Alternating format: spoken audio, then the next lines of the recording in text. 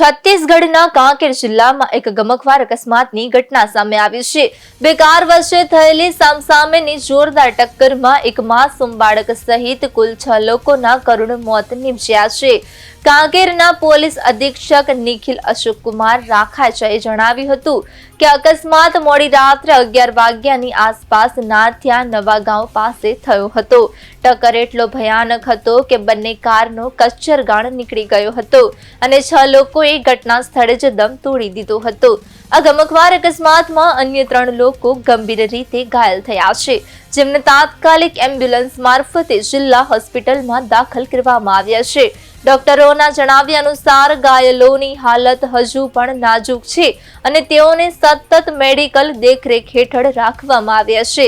અકસ્માતની જાણ થતાં જ કોતવાલી પોલીસની ટીમ ઘટના સ્થળે પહોંચી હતી અને સ્થાનિક લોકોની મદદથી રાહત કામગીરી શરૂ કરી હતી।